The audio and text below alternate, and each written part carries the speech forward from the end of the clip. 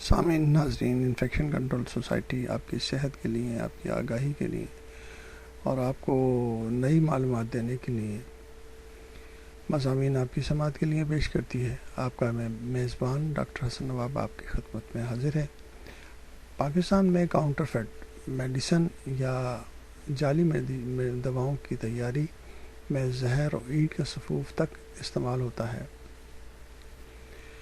اس کے بارے میں ہم آپ کو معلومات دینا چاہیں گے کہ ایک پاکستانی شاذ المقصود غیر ملکی چینل کے نمائندے کو بتا رہا تھا کہ میری بیٹی نمونیا میں مبتلا تھی۔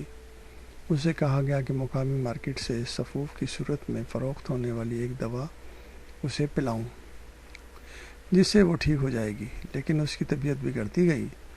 اس کی جان بچانے کے لیے میں نے ایک دوسرے ڈاکٹر سے مدد لی۔ اس نے مجھ سے کہا کہ فوری طور پر پہلے دی جانے والی دوائیں بند کر دو کیونکہ وہ جعلی دوائیں ہیں اور اس سے تمہاری بیٹی کی زندگی خطرے میں پڑ گئی ہے۔ مجھے اپنی بیٹی کی زندگی عزیز تھی، اس لیے میں نے اس ڈاکٹر کی ہدایت پر عمل کیا اور خدا کا شکر ہے کہ بیٹی کی زندگی بچ گئی۔ یہ تو ایک حقیقی یعنی کہ کہانی تھی، حقیقی یعنی کہ جو پیش آنے والا واقعہ تھا۔ اس طرح کے واقعات ہمارے جیسے ملکوں میں، انڈیا، پاکستان، بنگلہ دیش وغیرہ میں بے شمار واقعات پیش آتے رہتے ہیں۔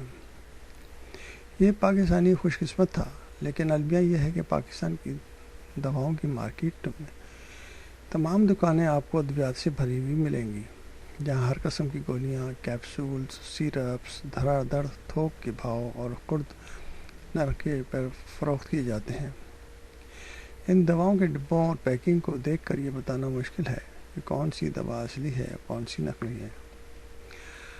امریکی نشریاتی ادارے CNN نے اس موقع پر جو ویڈیو حاصل کی ہے، اس میں ورکرز میڈیسن مارکیٹ سے کچھ فاصلے پر تنگ گلیوں میں بنے ہوئے کمروں میں پرانے کھرل اور ہاون دستے میں کوئی چیز کوٹ کر صفوف بنا رہے تھے، جسے بعد میں ٹیبلٹس اور گولیوں کی صورت دینی تھی۔